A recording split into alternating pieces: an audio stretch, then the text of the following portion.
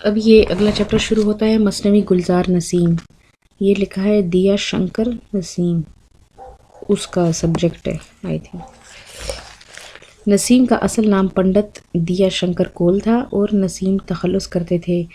1811 میں عہد نواب سعادت علی خان میں لکھنؤ میں پیدا ہوئے. یہیں ان کی تعلیم و تربیت ہوئی. مثنوی گلزار نسیم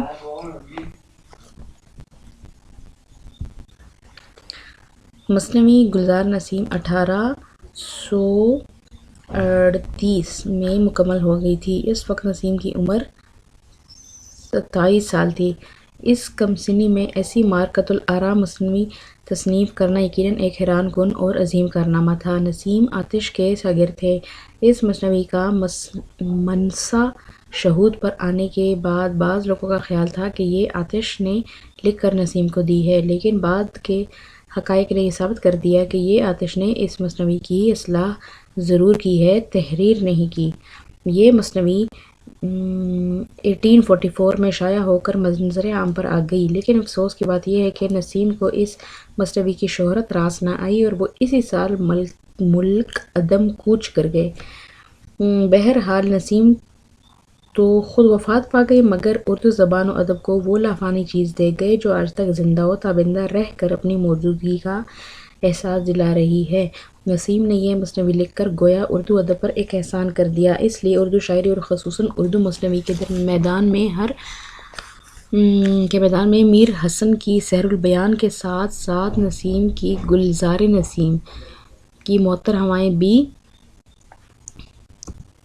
دل و دماغ کی فرحت و تازگی کے لیے سامان فراہم کر رہی ہیں. یہ مثنوی اپنی مندرجہ ذیل خصوصیات کی بنا پر مشہور ہے. کردار نگاری.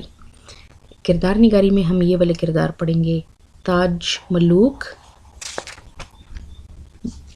بقولی،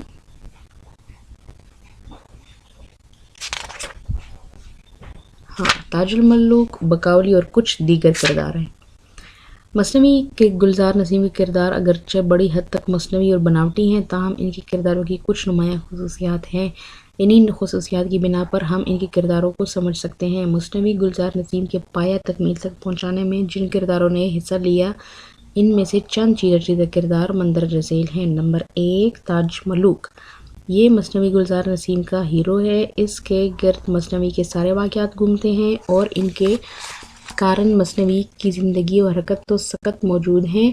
تاج ملوک ایک بدبخت شہزادہ ہے، کیونکہ جب اپنے ماں باپ زین الملوک کی نظر اس پہ پڑتی ہے تو اپنی بینائی گنوا بیٹھتا ہے، اس لیے اس کو شہر بد رد کر دیا جاتا ہے.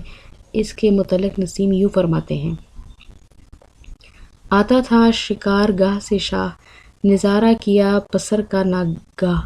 زاد آنکھوں کی دیکھ پسر کی، بینائی کے چہرے پر نظر کی. مہر لب شہ ہوئی خاموشی، کی نور بصر نے چشم پوشی. تاج ملوک کے کردار سے اس کی فرض شناسی کا پتہ چلتا ہے. وہ ایک حساس انسان بھی ہے. جب زین الملوک کی بینائی ختم ہو جاتی ہے تو چاروں شہزادے گل بقولی کی تلاش میں نکلتے ہیں. اس وقت تاج الملوک نے اپنا فرض سمجھ کر وہ بھی گل بقولی تلاش کر کے لائے اور باپ کی آنکھوں کو نور بصارت واپس لانے کا موجب بنے، کیونکہ اسی وجہ سے اس کا باپ اندھا ہو گیا تھا. تاج الملوک ایک ذہین شہزادہ بھی ہے. اس کے مقابلے میں اس کے چاروں بھائی بے وقوف ہیں، کیونکہ وہ چاروں دلبر بیسوا کے ساتھ چوسر کھیلتے ہوئے ہار کر قیدی بن جاتے ہیں، لیکن یہ دلبر کو شکست دے کر اپنے بھائیوں کو آزاد کرا لیتا ہے. تاج الملوک باہمت اور حوصلہ مند انسان بھی ہے. اس نے گل بقولی کے حصول میں در در کی خاک چھانی اور لاتعداد مصائب و تکالیف برداشت کیے، لیکن اس کا حوصلہ کہیں بھی ڈاواں ڈول نہیں ہوا اور راستے کی مصیبت اس کے لیے سد راہ نہ بن سکی. تاج الملوک ایک سادہ لوح انسان ہے. جب وہ جنگل میں مارا پھرنے کے بعد گل بقولی کو حاصل کر لیتا ہے تو اس کی خوشی کی انتہا نہیں رہتی، اور اس بھول میں وہ پھول کے راز کو زیادہ عرصے تک نہ چھپا سکا اور بھولپن میں پھول کا سخن عام کر بیٹھا. ایک جنگل میں تاج الملوک کی ملاقات اپنے چاروں بھائیوں سے ہو گئی. جو گل بکولی کے نقلی پھول کو بادشاہ کے پاس لے جا رہے تھے۔ وہ اپنے بھائیوں کو اس سمے گل بکولی کا اصل پھول دکھا دیتا ہے۔ بھائی اس وقت اسی سے پھول چھین لیتے ہیں۔ تاج الملوک ایک مدبر بھی ہے۔ جب اس سے گل بکولی چھن گیا تو وہ مایوسی کی چادر اوڑھ کر نہیں سویا بلکہ اپنی قسمت سنوارنے کے لیے تدابیر سوچنے لگا۔ اس نے ہمالہ دیونی کا ایک بال جلایا اور وہ فوراً حاضر ہوئی۔ تاج الملک نے اس کو کہا کہ وہ اس کے لیے شاندار محل تعمیر کرا دے۔ ہمالہ دیونی نے پلک جھپکتے ہی دیووں کی مدد سے محل تعمیر کرا دیا۔ اس محل کی شہرت بادشاہ زین الملوک تک پہنچی اور وہ اس کے لیے ملاقات کے لیے آ گیا۔ یہاں اس راز سے پردہ ہٹا کر اصل پھول تاج ملوک لایا تھا اور اس کے چاروں بھائی مکار اور دغا باز ہیں۔ مجموعی طور پر تاج الملوک کے کردار میں بہت سی خوبیاں ہیں اور وہ مثنوی کی پوری فضا پر مکمل چھایا ہوا ہے۔ نمبر 2 کردار ہے بکولی۔ بکولی ایک پری ہے جس کے حسن کے چرچے 4 دانگ عالم میں مشہور ہیں۔ جب تاج ملوک بکولی کی خوابگاہ میں پہنچا تو وہ اس کے حسن کو دیکھ کر حیران رہ گیا۔ نسیم بکولی کے حسن کو اس طرح بیان کرتے ہیں: پردہ جو حجاب سے اٹھایا، آرام میں اس پری کو پایا، بند اس کی 2 چشمیں نرگسی تھی، چھاتی کچھ کچھ کھلی ہوئی تھی۔ وہ ذہین اور ہوشیار بھی ہے۔ جب اس کا پھول چرا لیا گیا تو وہ اس کی تلاش میں گھر سے نکلی۔ وہ مختلف باغوں میں پھری لیکن اس کو اپنا پھول کہیں نہ ملا۔ وہ آخر رزین الملوک کے شہر میں داخل ہوئی۔ یہاں اس کو اندازہ ہو گیا کہ وہ پھول یہیں کہیں ہوگا کیونکہ ہر طرف اس کے چرچے ہو رہے تھے۔ اس کے بعد بکولی جادو کے ذریعے آدم زاد بن گئی اور اس نے بادشاہ سے ملاقات کی۔ بادشاہ نے اس کے حالات پوچھے۔ اس نے بتایا کہ وہ غربت زدہ ہے، نام فرخ اور فیروز کا بیٹا ہے۔ بادشاہ نے اس کو اپنا وزیر مقرر کر لیا۔ وہ دوران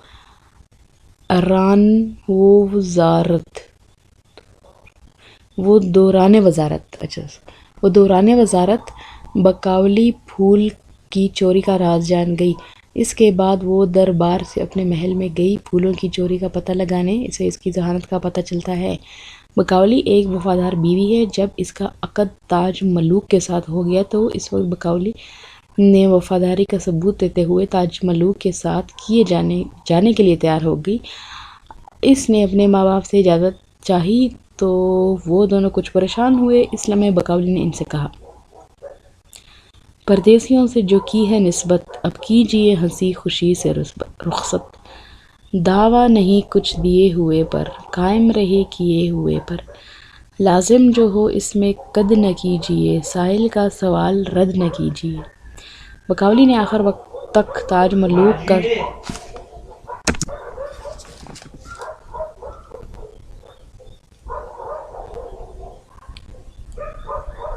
لازم جو ہو اس میں قد نہ کیجئے، سائل کا سوال رد نہ کیجئے۔ بکولی نے آخر وقت تک تاج ملوک کا ساتھ نبھایا۔ جب اس نے دہقان کے ہاں دوبارہ جنم لیا تب بھی وہ تاج ملوک کو نہیں بھولی اور دوبارہ اسی سے شادی کی۔ الغرض اپنے حسن، عقل مندی اور وفاداری کی بنا پر وہ ایک کامیاب ہیروئن بنی ہے۔ دیگر کردار: ایک کردار دلبر بیسوا کا ہے جو لوگوں کو چوسر کھلاتی ہے اور ان کو شکست دے کر دولت کماتی ہے۔ محمودہ ہمالہ دیونی کے ساتھ رہتی ہے جس کو وہ دم دلاسا دے کر اپنے ساتھ لائے آئی تھی۔ اس نے ہمالہ دیونی سے تاج ملوک کی سفارش کی۔ چتر عدت سنگل دیپ کے راجا کی بیٹی ہے جو تاج ملوک پر عاشق ہو گئی۔ بہرام ایک وزیر زادہ ہے اور تاج ملوک کا دوست ہے، مگر یہ سارے کردار ضمنی ہیں۔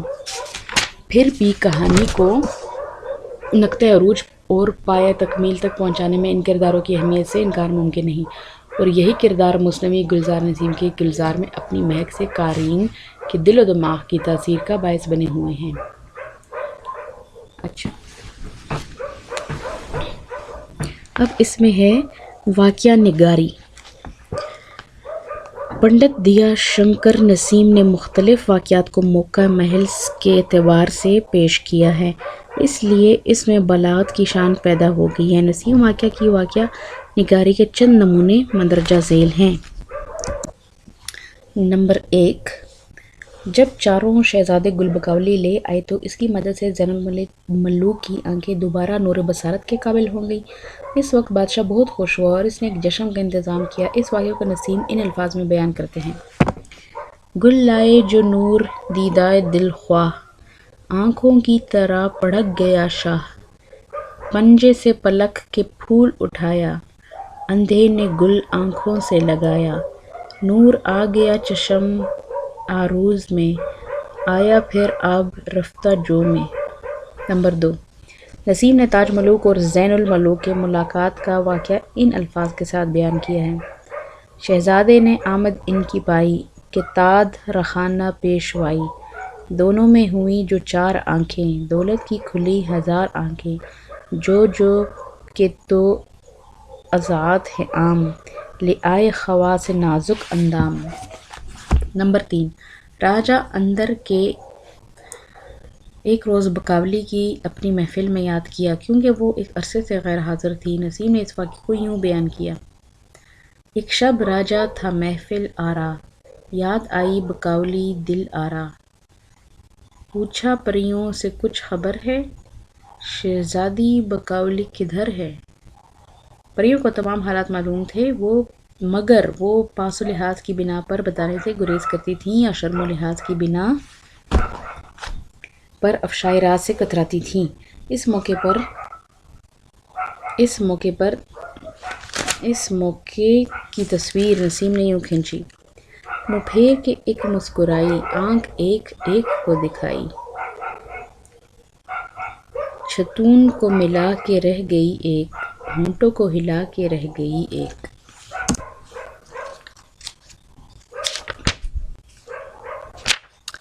अब है इसी मुस्नवी गुलजार नसीम का टॉपिक है माफूकुल फितरत अनासर। मुस्नवी गुलजार नसीम ने माफूकुल फितरत अनासर से खूब काम लिया है। गुलजार नसीम में सहरुल बयान के मुकाबले में ये अनासर ज़्यादा तादाद में मिलते हैं, मुहय्यरुल अक़ूल अंदाज में पेश किए गए हैं। ये बयान दिलचस्प हैं, ये मुस्नवी के हुस्न का बाइस भी बने हुए हैं। ताजुल मलूक जब बकावली की तलाश में निकला तो इसकी मदद हमाला देवनी ने की। इसने सारे देवों को हुक्म दिया कि तुम लोग चूहे बन जाओ और अरम तक सुरंग खोद डालो। जब सुरंग तैयार हो गई तो ताजुल मलूक इसके ज़रिए अरम तक पहुंच गया और इसके हवज़ गुल बकावली तोड़ डाला। जब वो हमाला देवनी के यहाँ वापस आया तो इसने वो सुरंग बंद कर दी। इसके अलावा चलते वक्त हमाला देवनी ने अपने सर के 2 बाल ताजुल मलूक को दिए और कहा कि मुसीबत के वक्त इन बालों को जला देना, मैं मदद के लिए हाजिर हो जाऊंगी। ये तमाम की तमाम बातें माफूकुल फितरत हैं। माफूकुल फितरत अनासर की एक और झलक इस वक्त दिखाई देती है जब बकावली का फूल चोरी हो गया तो वो इसकी तलाश में निकली, यहाँ तक कि ज़ैनुल मलूक के शहर में पहुँच गई। अब इसने परी के रूप को ख़त्म कर दिया और जादू के ज़रिए आदमजाद बन गई। इस किस्म की तब्दीली सिर्फ माफूकुल फितरत अनासर के तुफ़ैल ही मुमकिन है, इसके बगैर ये तब्दीली नामुमकिन है। गुलजार नसीम में एक और मौके पर माफूकुल फितरत अनसर नहायत वाज़ेह तौर पर उभर कर हमारे सामने आता है। ताजुल मलूक और बकावली की जब अरब में मुलाकात हुई तो इसकी खबर जमीला को हुई। इसने गुस्से में आकर ताजुल मलूक को दरियाए तिलिस्म में फेंक दिया। वो बड़ी दिक्कतों के बाद दरियाए तिलिस्म से निकला और एक जजीरे में पहुंच गया। वहाँ हर तरफ जंगल था। वो एक दरख्त पर चढ़कर बैठ गया। वहाँ एक दरख्त पर 2 परिंदों की गुफ्तगू सुनकर ताजुल मलूक ने जो कुछ कहा, जो कुछ किया, वो माफूकुल फितरत अनासर की जिंदा मिसाल है। अब है जज्बात निगारी।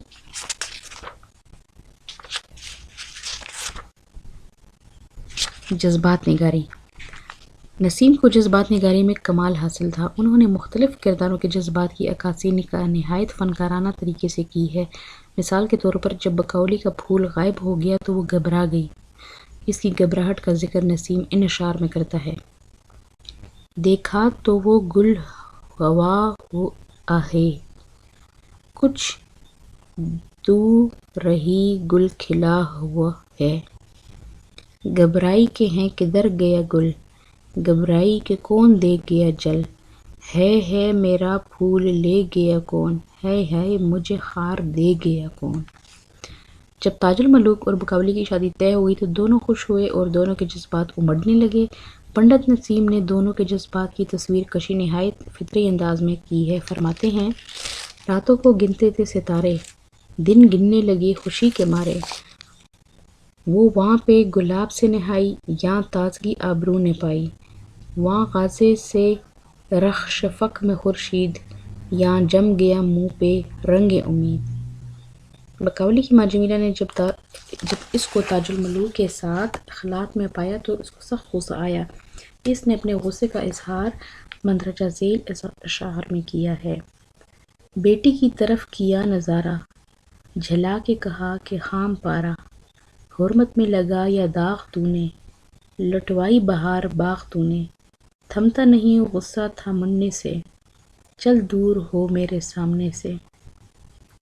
ان اشعار میں ماں کے غصے سے جذبات نہایت صحیح انداز میں پیش کیے گئے ہیں، خصوصاً ماں کا چل دور ہو میرے سامنے سے کہنا نہایت فطری انداز ہے۔ گلزار نسیم میں اور بھی بہت سی جگہوں پر جذبات نگاری کے بہترین مرقع نظر آتے ہیں۔ یہ جذبات و احساسات ہر کردار کے نفسیاتی خصوصیات کے بہترین حوالے ہیں۔ انہی جذبات کے ذریعے مختلف کرداروں کے طور طریقے نمایاں اور واضح طور پر سامنے آتے ہیں۔ اب ہے منظر نگاری۔ مثنوی میں منظر نگاری کے بھرپور مواقع ہوتے ہیں اور مثنوی نگار منظر نگاری کے ذریعے مثنوی کے حسن کو مزید بڑھانے کی کوشش کرتے ہیں، مگر مثنوی گلزار نسیم لکھنوی نے منظر نگاری کی طرف سے بے اعتنائی برتی ہے، لیکن اس کے باوجود کہیں کہیں دلکش منظر نگاری نظر آ جاتی ہے۔ مثلاً وہ کہتے ہیں، اور آگے بڑھا وہ سحر اوہام، ڈوبا خورشید ہو گئی شام۔ اس شعر کا دوسرا مصرع منظر نگاری کا ایک اعلیٰ نمونہ ہے۔ اسے شام کا منظر نگاہوں کے سامنے آ جاتا ہے۔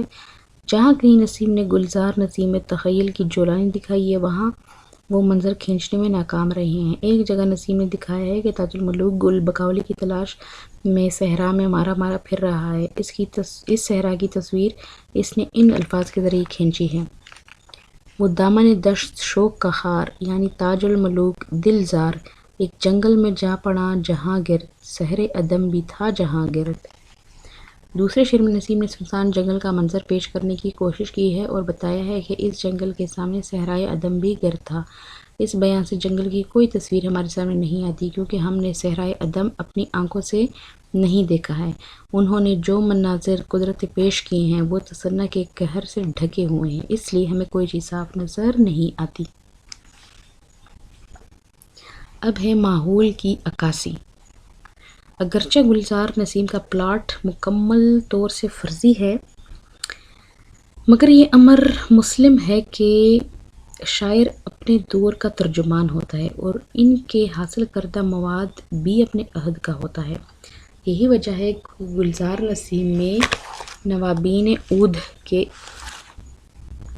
عہد کی صاف اور اجلی تصویر نظر آتی ہے اور انہی تہذیب کی چلتی پھرتی دکھائی دیتی ہے۔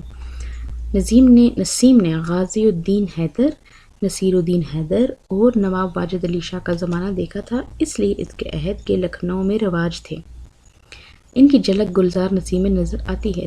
جب تاج الملوک اور بقاولی کی شادی ہوئی تو کچھ رسمیں ادا کی گئی، جن کا ذکر نسیم یوں کرتے ہیں: ہریالے بننے کا شور و غل تھا، سنبل کا چتور تو چتر گل تھا، جوڑی جو ملے بنے بنی کی، سنگت ہوئی راگ راگنی کی، جو گائنیں تھیں شہانے گائیں، لیتے ہوئے نیک راگ لائیں۔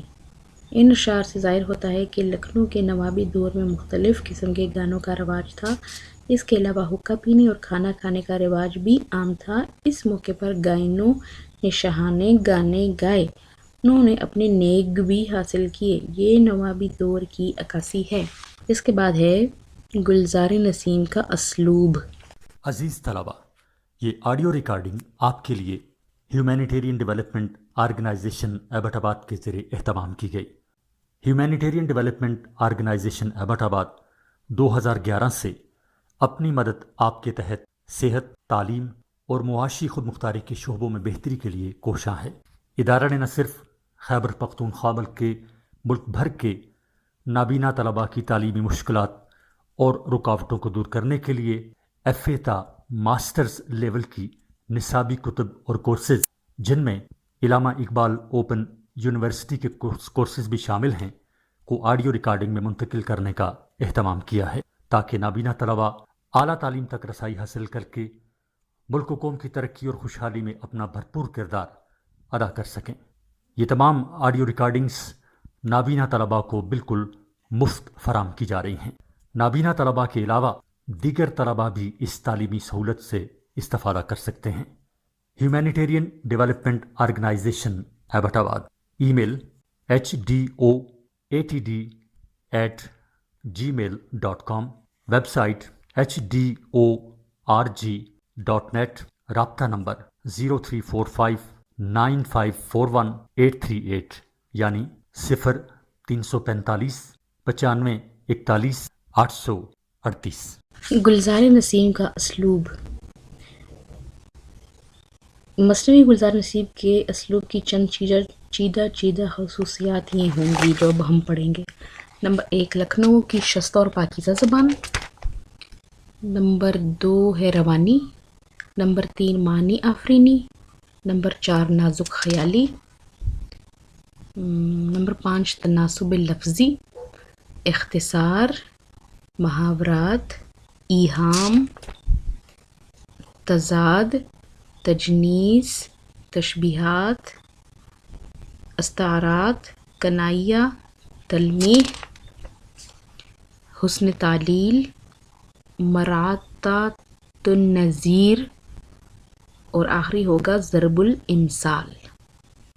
اس کے بعد پھر ہمارا شروع ہوگا حصہ سوم مرثیہ۔ اچھا، اب ہے گلزار نسیم کا اسلوب تفصیل کے ساتھ۔ مثنوی گلزار نسیم کے اسلوب نے ہی اس مثنوی کے قبولیت عام کی سند عطا کی۔ اس کی مقبولیت کا راز اس کے موضوع یا قصے میں نہیں بلکہ اس کے حسین و جمیل اسلوب میں پوشیدہ ہے۔ اس کا اسلوب مجموعی طور پر بہت دلکش اور دلربا ہے۔ مثنوی گلزار نسیم کے اسلوب کی چند چیدہ خصوصیات مندرجہ ذیل ہیں، جس میں پہلا نمبر ہے لکھنؤ کی شستہ اور پاکیزہ زبان۔ نسیم نے جب اردو شاعری کا آغاز کیا تو اس وقت لکھنؤ میں آتش اور ناسخ نے زبان کو کوثر و نسیم سے دھو کر پاک و صاف کر دیا تھا۔ یہی شستہ اور پاکیزہ زبان نسیم نے گلزار نسیم میں استعمال کی ہے۔ یہ خاص لکھنؤ کی زبان ہے جس میں مٹھاس، شیرینی، گلاوٹ اور نفاست موجود ہے۔ ایک شعر ہے: دلبر نے کہا نہ جاؤں گی میں، قربان گئی نہ آؤں گی میں۔ قربان گئی لکھنؤ کی خاص زبان ہے۔ اگلا ہے: اب مجھ میں وہ دم اجی کہاں ہے، وہ دل وہ جگر وہ جی کہاں ہے۔ مصرع اول میں اجی کا لفظ لکھنؤ کے روزمرہ سے تعلق رکھتا ہے۔ دلبر 20واں چوسر میں ہارنے کے بعد تاج الملوک سے کہتی ہے: بولی بہزار عجز و زاری، تم جیتے میاں میں تم سے ہاری۔ لفظ میاں روزمرہ کی زبان ہے جو بے ساختگی کے ساتھ نظم ہوا ہے۔ نمبر 2 ہے روانی۔ مثنوی گلزار نسیم کے اشعار زیادہ تر سبک موجوں کی طرح رواں ہیں، اس لیے ان میں موسیقی اور نغمگی پیدا ہوتی ہے۔ روانی: مثنوی گلزار نسیم کے اشعار زیادہ تر سبک موجوں کی طرح رواں ہیں، اس لیے ان میں موسیقی اور نغمگی پیدا ہو گئی ہے جن کو پڑھنے میں تکلف نہیں ہوتا اور نہ زبان کہیں اٹکتی ہے۔ جیسے صورت وہی، رنگ و روح وہی ہے، لہجہ وہی، گفتگو وہی ہے۔ کیا رنگ زمانے نے دکھائے، گل لینے گئے تھے داغ لائے۔ نمبر 3 اسلوب میں سے ہے معنی آفرینی۔ چونکہ نسیم کا تعلق لکھنؤ سے تھا اور اس وقت کے تمام شاعر معنی آفرینی کے دلدادہ تھے، اس لیے نسیم نے بھی اپنی شاعری میں بات سے بات پیدا کی ہے اور اس طرح معنوی حسن میں اضافہ کیا ہے۔ مثلاً جب بقاولی قید کر دی گئی تھی اور وہ تاج الملک سے جدا ہو گئی، اس وقت اس کی کیفیت نسیم نے یوں بیان کی ہے۔ کرتی تھی جو بھوک پیاس بس میں، آنسو پیتی تھی کھا کے قسمیں، صورت میں وہ خیال رہ گئی وہ، ہیت میں مثال رہ گئی وہ، آنے لگے بیٹھے بیٹھے چکر، فانوس خیال بن گیا گھر۔ ان اشعار میں معنی آفرینی کے گل بوٹے کھلے ہوئے ہیں۔ نسیم نے نہایت لطافت اور نفاست کے ساتھ بقاولی کے فرا کی کیفیت پیش کی ہے۔ بقاولی کی بھوک پیاس ختم ہو چکی تھی مگر اس نے خوراک بند نہیں کی اور وہ قسمیں کھاتی تھی اور آنسو پیتی تھی۔ نسیم نے کھانے پینے کے مضمون کو نئے معنی میں پیش کیا ہے۔ نمبر 4 ہے نازک خیالی۔ نسیم کے کلام میں نازک خیالی بھی ملتی ہے۔ یہ نازک خیالی لکھنؤ کی دین ہے۔ ایک شعر ہے: خورشید کے ہم نظر نہیں ہیں، اندیشے کا وہاں گزر نہیں ہے۔ تاج الملوک جب بقاولی کے سامنے حاضر ہوا تو اس نے پھول کی چوری کی بنا پر اظہار ندامت کیا۔ وہ کہتا ہے: مشکیں زلفوں سے مشکیں کسواؤ، کالے ناگوں سے مجھ کو ڈسواؤ، تلوار سے قتل ہو جو منظور، ابرو کے اشارے سے کرو چور۔ تاج الملوک سزا کے لیے راضی ہے مگر وہ مشکیں زلفوں سے مشکیں کسوانا چاہتا ہے۔ وہ قتل ہونے کے لیے تیار ہے مگر وہ چاہتا ہے کہ اس کو ابرو سے قتل کیا جائے۔ یہ نازک خیالی کی بہترین مثالیں ہیں۔ اس قسم کی نازک خیالیاں گلزار نسیم کے کنج میں کلی اور کومپل کے روپ میں نمایاں ہیں۔ نمبر 5 ہے تناسب لفظی۔ مثنوی گلزار نسیم کی بنیاد ہی تناسب لفظی پر قائم ہے۔ یہ تناسب لفظی زیادہ تر بہت حسین ہے، جس سے ہمارے جمالیاتی ذوق کو تسکین حاصل ہوتی ہے۔ مثلاً نسیم کہتے ہیں: گل ہوں تو کوئی چمن بتاؤں، غربت زدہ کیا وطن بتاؤں۔ اس شعر میں گل کی رعایت سے چمن کا لفظ استعمال کیا گیا اور غربت کے لحاظ سے وطن کا ذکر آیا ہے۔ وہ سبزہ خط جو یاد آئے، جھنجھلا کے کہیں نہ زہر کھائے۔ سبزہ خط اور زہر میں تناسب لفظی ہے کیونکہ زہر کھلائے کے بعد جسم سبز ہو جاتا ہے۔ اب ہے: نرگس تو دکھا کدھر گیا گل، سوسن تو بتا کدھر گیا گل، سنبل میرا تازیانہ لانا، شمشاد انہیں سولی پر چڑھانا۔ نسیم نے نرگس سے دیکھنے کا کام لیا ہے کیونکہ نرگس چشم سے مشابہ ہوتی ہے، اور سوسن سے بتانے کے لیے کہا ہے کیونکہ سوسن کو زبان سے تشبیہ دیتے ہیں۔ سنبل کی شکل تازیانے سے ملتی ہے اور شمشاد کی شاخیں سولی سے بہت مشابہت رکھتی ہیں۔ ان اشعار میں حسین تناسب لفظی موجود ہے۔ نمبر 6 ہے اختصار۔ گلزار نسیم نے بہت اختصار سے کام لیا ہے۔ مثلاً ایک جگہ وہ کہتے ہیں: تیورا کے وہیں وہ بار بردوش، بیٹھا تو گرا گرا تو بے ہوش۔ اس ایک شعر میں نسیم نے ایک پورا واقعہ بیان کر دیا ہے، یعنی دیو بیٹھا تو گر گیا اور گرا تو بے ہوش ہو گیا۔ یہ اختصار کی ایک حسین مثال ہے۔ نسیم نے گلزار ارم کا بیان پیش کیا ہے اور ایک شعر میں وہاں کی کیفیت بیان کی ہے: وہاں موج ہوا ہوا پہ اژدر، وہاں موج ہوا ہوا پہ اژدر، وہاں ریگ زمین زمین پہ اخگر۔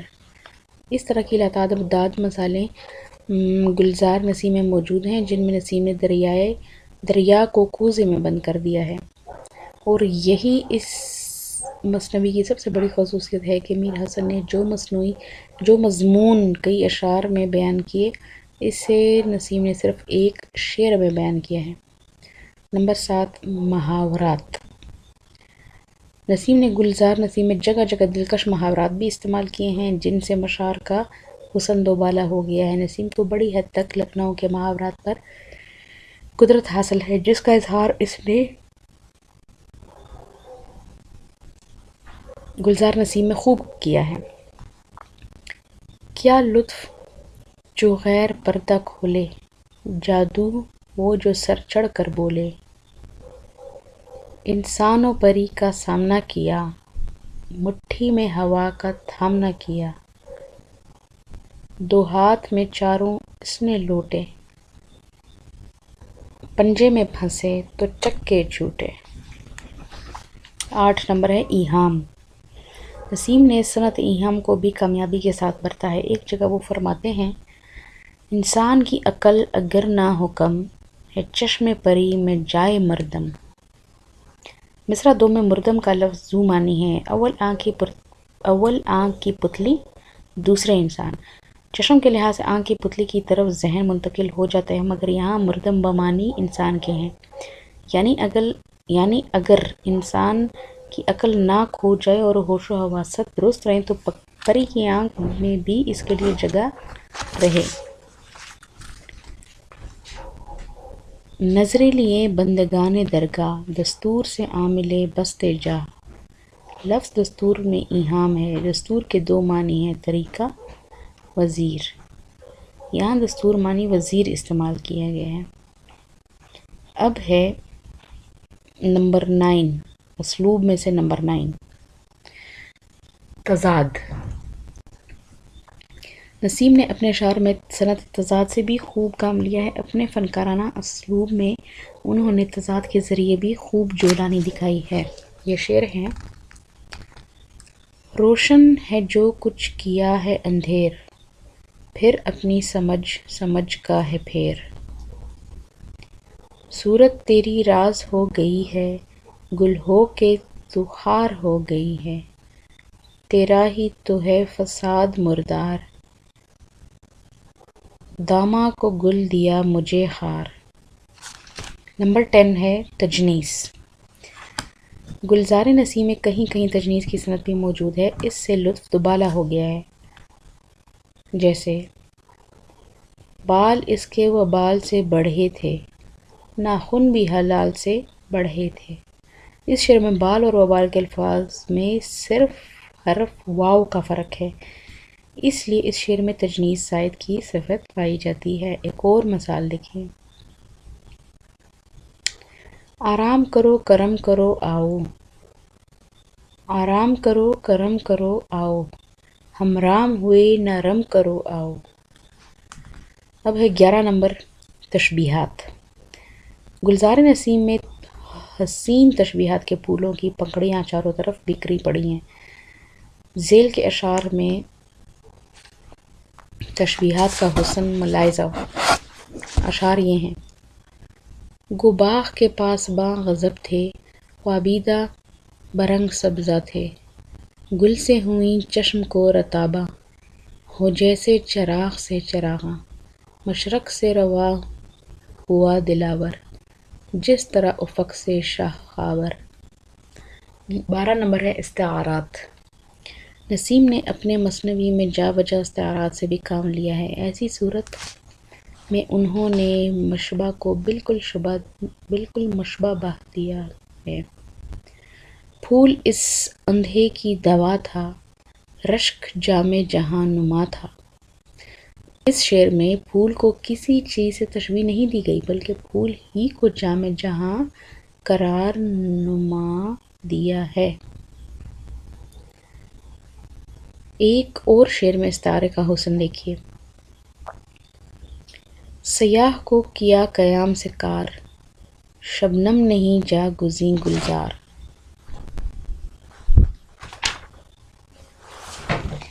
نمبر 13 ہے کنائیہ۔ گلزار نسیم میں کنائیہ کی بہترین مثالیں بھی ملتی ہیں، جن سے اشعار کی معنویت دو چند ہو گئی ہے۔ پیراہن گل کی بو تھی مطلوب، یوسف نے کہا وہ حال یعقوب۔ اس شعر میں یوسف سے مراد تاج الملوک اور یعقوب سے مراد زین الملوک ہیں۔ اب شعر ہے، قابو میں پری کے تا سلیمان، بولے بتلائے کیا پشیمان۔ اس شعر میں سلیمان سے مراد زین الملوک ہے۔ نمبر 14 ہے تلمیح۔ نسیم نے تاریخی حوالوں سے بھی خوب کام لیا ہے۔ بولا وہ یہ کہ جو لٹ میرا ہے، لٹ، ہاں، بولا وہ یہ کہ جو لٹ میرا ہے، موسیٰ علیہ السلام کا عصا ہے، اژدہا ہے، پیراہن گل کی بو تھی مطلوب، یوسف نے کہا وہ حال یعقوب۔ 15 ہے حسن تعلیل۔ نسیم گلزار میں حسن تعلیل کا حسن بھی نمایاں ہے۔ جو نخل تھا سوچ میں کڑا تھا، جو برگ تھا ہاتھ مل رہا تھا۔ 16 نمبر ہے مرات النظیر۔ مرات النظیر سے بھی نسیم نے کام لے کر اپنی شاعرانہ کمال ثابت کرنے کی کوشش کی ہے، جیسے ہے باغ بکاولی میں ایک گل، پلکوں سے اس پہ مار چنگل، مانگا کاغذ دوات نامہ، لکھا گل چین کے نام نامہ۔ اور آخری اسلوب میں سے آخری والا ہے ضرب الامثال۔ نسیم نے ضرب الامثال کے ذریعے اپنی مثنوی کا معنوی حسن بڑھایا ہے، جیسے آتا ہو تو ہاتھ سے نہ دیجیے، جاتا ہو تو اس کا غم نہ کیجیے، دو دل جو ہوں جانبی راضی، یہ جان لے کیا کرے گا قاضی۔ الغرض گلزار نسیم میں بہت سی خوبیاں اور خامیاں موجود ہیں۔ گلزار نسیم پر ہی کیا موقوف کوئی بھی گلزار پھول اور کانٹوں سے خالی نہیں ہوتا، نہ ان کانٹوں کی وجہ سے باغ کا حسن خراب ہوتا ہے، اور ویسے بھی گلشن پرست تو پھولوں کے ساتھ کانٹوں سے بھی نباہ کرنا جانتا ہے۔ پس اگر گلزار نسیم میں کہیں کانٹے ملتے ہیں تو اس سے مثنوی کا حسن مان نہیں پڑتا۔ مجموعی لحاظ سے یہ مثنوی مسدس کی تاریخ میں خود ایک تاریخ ہے، جو آئندہ کے لیے مثنوی نگاروں کے لیے مشعل راہ ہے، اور ہر نیا آنے والا مثنوی نگار سیر البیان کے چشمے سے سیراب ہو کر گلزار نسیم کے باغ میں تھوڑی دیر کے لیے ضرور قیام کرے گا۔ شروع ہوتا ہے حصہ سوم مرثیہ۔ اس میں ہم پڑھیں گے مرثیہ نگاری کا فن اور ارتقاء۔ دو چیزیں، فن اور ارتقاء۔ پہلا ہے مرثیہ نگاری کا فن۔ اس میں پہلے ہم پڑھیں گے مرثیہ کی تعریف، پھر مختلف اصناف کا سنگم، مرثیے کی اقسام، مرثیے کی ہیئت اور اجزائے ترکیبی،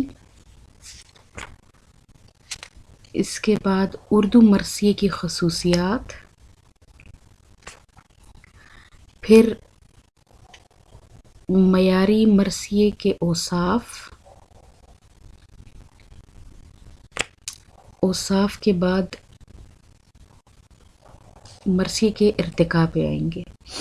ارتقاء میں پہلے ہے دکن میں اردو مرثیہ، پھر شمالی ہند میں مرثیہ، پھر ہے لکھنؤ میں مرثیہ۔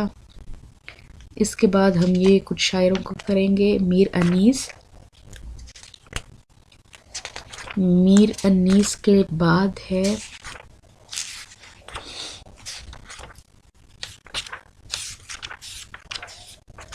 مرزا دبیر۔ میر انیس اور مرزا دبیر، یہ ہم تیسرے حصے میں کریں گے۔ اب سب سے پہلے ہے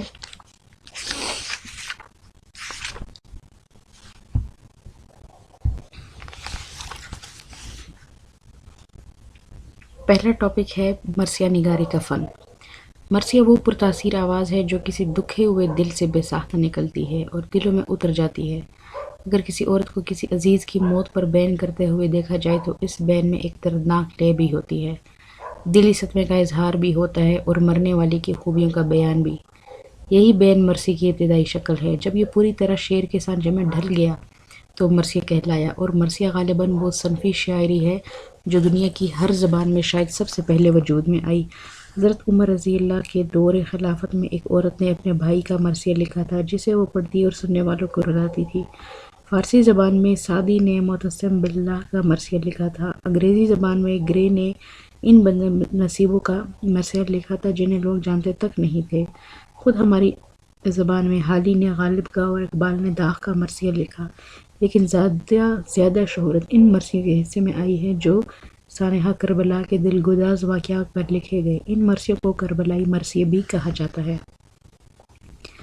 شاعری کے اصناف میں مرثیے کو یہ افتخار حاصل ہے کہ ان کے فروغ اور ارتقاء میں مجلسی ضرورتوں کو نسبتاً زیادہ اہمیت دی گئی ہے۔ ان کے معنوی اور تہذیبی حد بندی قائم کرنے کے لیے اردو زبان نے اپنی تخلیقی اپج سے کام لیا۔ آخر میں مسدس کو مرثیہ کی شعری اکائی کے طور پر قبول کر لیا گیا۔ یہی وجہ ہے کہ بعض ناقدین مرثیہ کے مسدس کے روپ کو خالصتاً اردو کی چیز قرار دیا ہے، اور یہ بات اس لیے بھی درست نظر آتی ہے کہ قدیم مرثیہ میں حیت کی مختلف اسالیب سے استفادہ کا عام رجحان موجود ہے۔ مرثیہ چونکہ سوز خوانی اور عزاداری کے لیے پڑھا جاتا ہے، اس لیے غزل اور مثنوی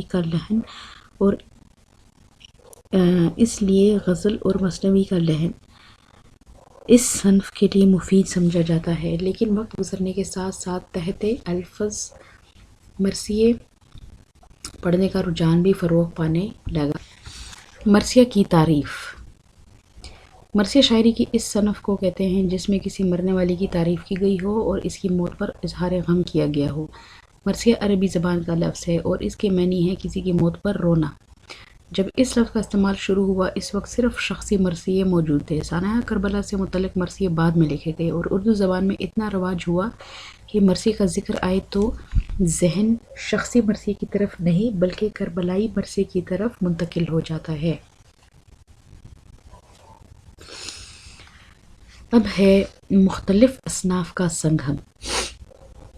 مرثیہ میں بہت سی اصناف گل مل گئی ہیں۔ اردو مرثیے میں سینکڑوں نہیں بلکہ ہزاروں اشعار ایسے ہیں جنہیں اگر مرثیے سے الگ کر دیا جائے تو غزل کے شعر معلوم ہوتے ہیں، یعنی وہ اپنے آپ مکمل اور پرتاثیر ہیں۔ اس طرح مرثیہ ہونے کے علاوہ مثنوی، قصیدہ اور غزل بھی ہے۔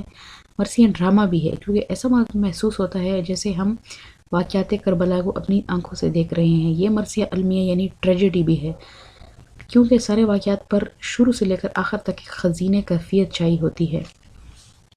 اردو شاعری کی تنگ دامانی کا گلہ ہر زمانے میں کیا جاتا رہا، لیکن اس صنف سخن کے سبب اردو شاعری کا دامن اتنا وسیع ہو گیا جتنا کل کائنات۔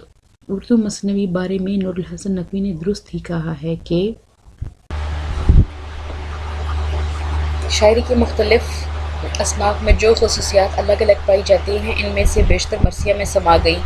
اس نے المیہ سے انسانی مصائب کی پرتاثیر پیشکش کا ہنر سیکھا، رزمیہ سے حق و باطل کی مارکہ آرائی مستعار لی، ڈرامے سے واقعات کی ہو بہو تصویر کشی کا فن لیا، مثنوی کے تسلسل بیان کی پیروی کی، قصیدے کا شان و شوکت اپنایا، غزل سے حسن ادا لیا اور مرثیے کو فنکاری کے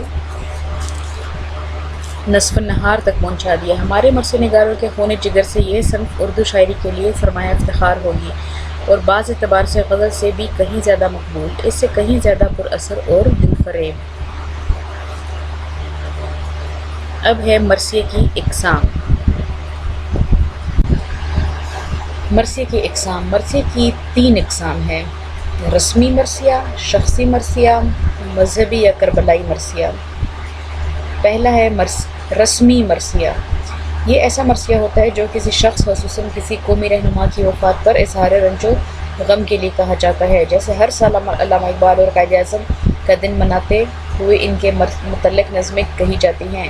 ایسے مرثیوں کو رسمی مرثیہ اس لیے کہا جاتا ہے کہ ان میں کار فرما عقیدت اور رنج و غم کی نوعیت ذاتی کے بجائے اجتماعی ہوتی ہے۔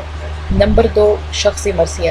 یہ ایسا مرثیہ ہوتا ہے جو کسی ایسی عزیز ہستی کی وفات پر لکھا جائے جس سے شاعر کو کسی قسم کی ذاتی یا خاندانی نسبت ہو۔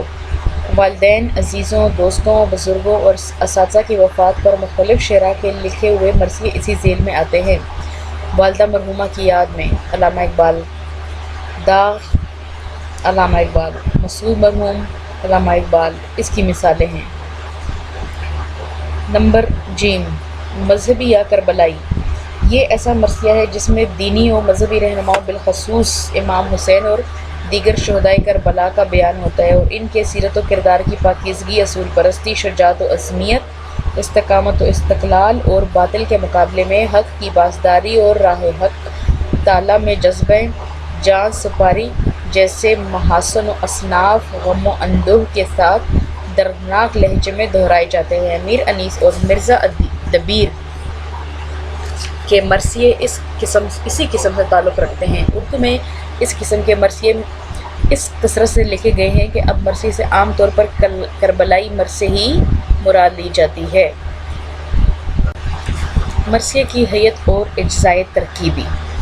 جہاں تک مرثیے کی حیت کا تعلق ہے، ابتدا میں مرثیے کے لیے کوئی خاص حیت مقرر نہ تھی۔ شاعر کبھی غزل کے پیرائے میں اظہار غم کرتے تھے اور کبھی متفرق اشعار کی صورت میں اپنے غمناک جذبات اور اندوہ بھرے خیالات و احساسات کو لفظوں کا پے کر دیتے تھے۔ چنانچہ ابتدائی مرثیے مثلث، مربع، مسدس، مخمس ہر شکل میں لکھے جاتے رہے، مگر بعد میں اس کے لیے مسدس رائج ہو گئی، جس میں ہر بند 6 بندوں پر مشتمل ہوتا ہے۔ مرثیے کے لیے مسدس کو خاص کرنا مرزا سودا کی اختراع تھی۔ سب سے پہلے انہوں نے ہی مسدس کی حیت میں مرثیے کہے اور مسدس کی موزونیت کے باعث باقی تمام حیتیں متروک ہو گئی۔ میر انیس اور مرزا دبیر نے بھی اپنی طبع بلند کے کمالات مسدس ہی کی حیت میں دکھائے، جس سے یوں محسوس ہونے لگا جیسے مسدس ایجاد ہی مرثیے کے لیے ہوئی ہے۔ چنانچہ آج مرثیے اور مسدس لازم و ملزوم سمجھے جاتے ہیں۔ البتہ بعض جدید مرثیے مثنوی قصیدے بلکہ آزاد نظم کی حیت میں بھی لکھے گئے ہیں۔ اجزائے ترکیبی کے لحاظ سے ایک مرثیہ مندرجہ ذیل حصوں یا اجزاء اس سے ترکیب پاتا ہے۔ نمبر 1 چہرہ، 2 سراپا، 3 رخصت، نمبر 4 آمد، نمبر 5 رجز، نمبر 6 جنگ، نمبر 7 شہادت، نمبر 8 بین، نمبر 9 دعائیہ۔ اجزائے ترکیبی کے لحاظ سے ایک مرثیہ مندرجہ ذیل حصوں سے ترکیب پاتا ہے۔ پہلا ہے چہرہ۔ مرثیے کی تمہید کے لیے مخصوص اصطلاح ہے۔ اس میں مرثیے کے اصل مضمون کو سمجھنے کے لیے تمہید کے طور پر سازگار ماحول مہیا کیا جاتا ہے اور مضمون کی مناسبت سے کربلا کے میدان کا محل وقوع، وہاں کے فطری مناظر کا بیان، صبح کا منظر، گرمی کی شدت کا بیان یا کسی دیگر منظر کی نقشہ کشی ہوتی ہے، موت و حیات کی باتیں ہوتی ہیں یا حمد و نعت اور منقبت کے مضامین لائے جاتے ہیں۔ نمبر 2 سراپا۔ سراپا میں شاعر اپنے ہیرو کو متعارف کراتا ہے، اس کے جسمانی خد و خال، قد و قامت اور اوصاف و محاسن بیان کرتا ہے۔ سراپا سے معلوم ہو جاتا ہے کہ مرثیے کا موضوع کون سی شخصیت ہے اور سانحہ کربلا میں اس سے کیا اہمیت حاصل ہے۔ نمبر 3 رخصت۔ اس حصے میں ہیرو کو میدان جنگ میں جانے سے قبل اپنے عزیز و اقارب اجازت روانگی لیتے اور رخصت ہوتے دکھایا جاتا ہے۔ شاعر یہ منظر دکھاتا ہے کہ ہیرو کے عزیز و اقارب اسے کن جذبات کے ساتھ الوداع کہتے ہیں اور وہ خود کس شان، کس سج دھج کے ساتھ میدان جنگ کی طرف روانہ ہوتا ہے۔ آمد۔ اس حصے میں ہیرو کی میدان جنگ میں آمد کا نقشہ کھینچا جاتا ہے اور یہ دکھایا جاتا ہے کہ وہ جرأت و ہمت اور عزم و استقلال کا پیکر بن کر میدان جنگ میں وارد ہوتا ہے اور دشمن کس قوت و کثرت سے بالکل ہراساں نہیں ہے۔ رجز۔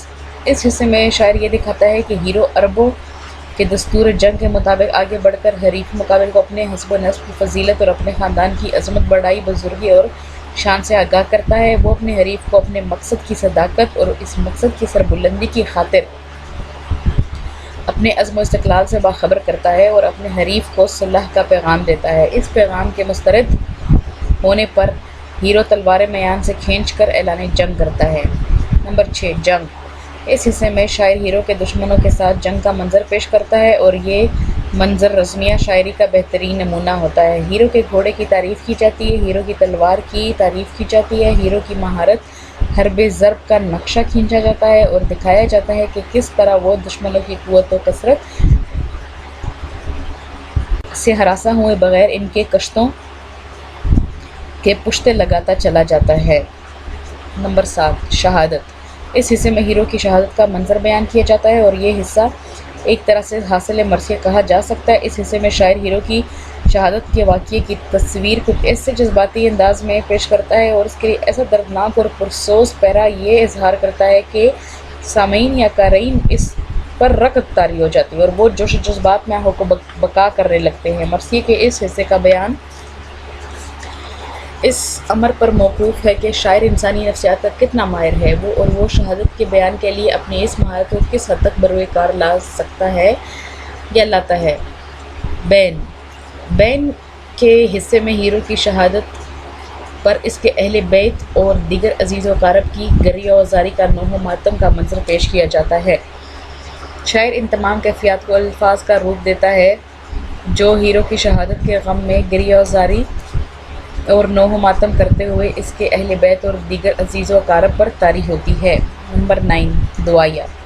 یہ مرثیے کا اختتامی حصہ ہوتا ہے جس میں شاعر اپنے لیے، سامعین اور قارئین کے لیے اور جملہ اہل دنیا کے لیے امام مظلوم اور اہل بیت کی صدقے خدا تعالیٰ سے رحم و کرم اور عفو و درگزر کی دعا کرتا ہے۔ وہ امام مظلوم اور اہل بیت کے وسیلے سے اپنے گناہوں کی معافی طلب کرتا ہے اور خدا وند کریم کے رحم و کرم کا خواستگار ہوتا ہے۔